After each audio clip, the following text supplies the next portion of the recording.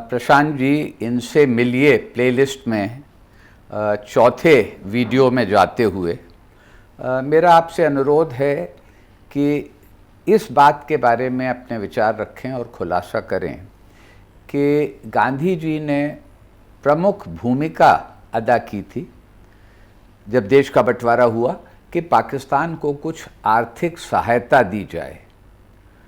तो कुछ लोगों में भ्रांतियाँ होती हैं और ये कहा जाता है कि यह दृष्टित करता है कि गांधी जी में मुसलमानों के प्रति और नए बने पाकिस्तान के प्रति कुछ सॉफ्ट कॉर्नर था, कुछ झुकाव था।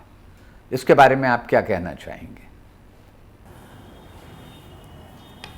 जिस पाकिस्तान के बनने में गांधी जी की कोई भूमिका नहीं थी, उस पाकिस्तान को आर्थिक सहायता देने में गांधी की कोई भूमिका हो सकती है, ये मेरी समझ में तो नहीं आती है बात। गांधी जी देश के प्रधानमंत्री नहीं थे, गांधी जी देश के वित्त मंत्री नहीं थे।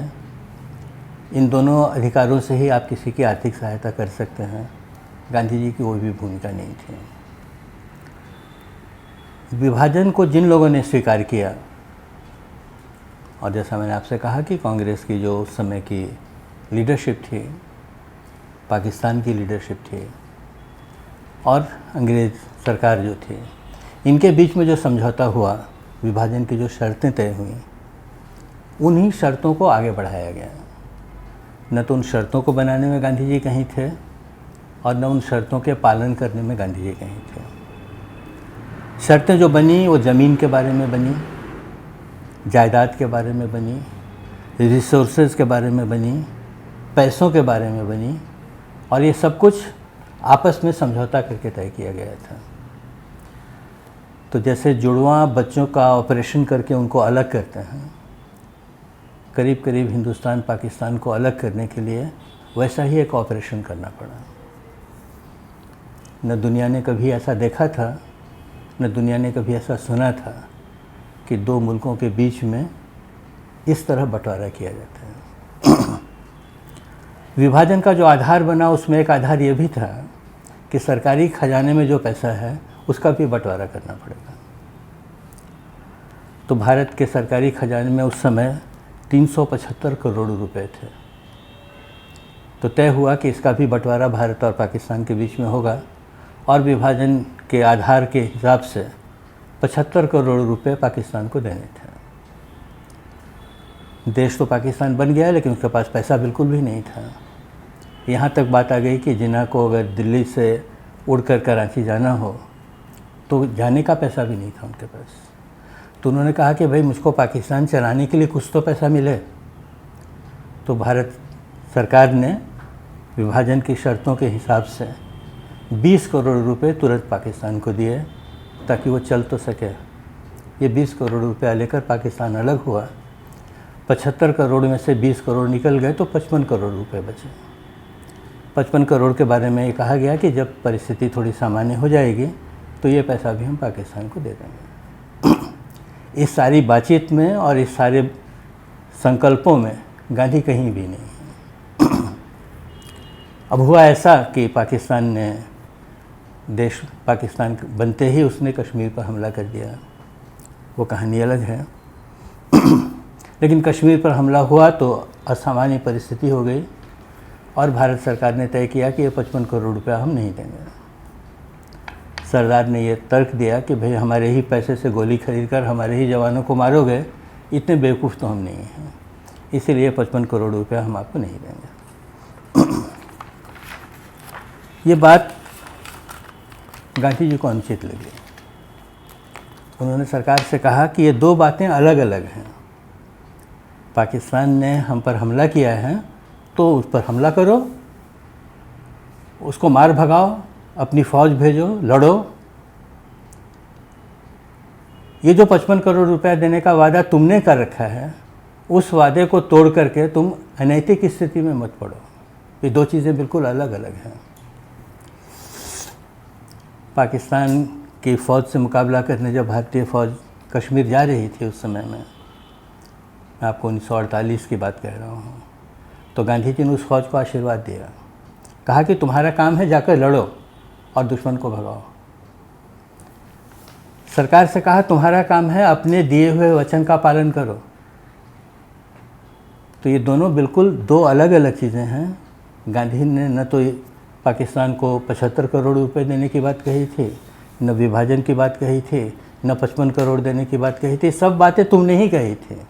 गांधी ने कहा तो सिर्फ इतना ही कि अपने वचन का पालन करो, क्योंकि वो वचन से पीछे हटने को अनैतिक मानते थे। जो नहीं मानते हैं, जो मानते हैं कि धोखा देना, बात से मुकर जाना, कोई नैतिक बाधा को स्वीकार नहीं करना, उनकी बात अलग है। गांधी का अपना जो तरीका है, गांधी का जो वैल्यू सिस्टम है, उस हिसाब से गांधी ने कहा कि 55 करोड़ उनको वापस दे देना चाहिए। इसके बाद इतिहास में कहीं भी इस बात का जिक्र नहीं मिलेगा कि गांधी ने 55 करोड़ रुपए देने की कहीं से बात उठाई। बात कह दी उन्होंने, सरकार ने मानी, न मानी सरकार ने। उपवास किया 13 जनवरी, 18 जनवरी को समाप्त हुआ। बीच में एक दिन 19 जनवरी गुजरी।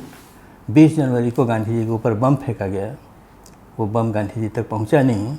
30 जनवरी को उनको गोली मार दी गई। इस आखिरी उपवास में गांधी जी ने जो सांप्रदायिक एकता के लिए या दिल्ली की शांति के लिए उपवास किया, उसकी एक लंबी सूची बनाई उन्होंने, किन किन कारणों से मैं उपवास कर रहा हूँ और क्या होगा तो मैं उपवास तोड़ूंगा।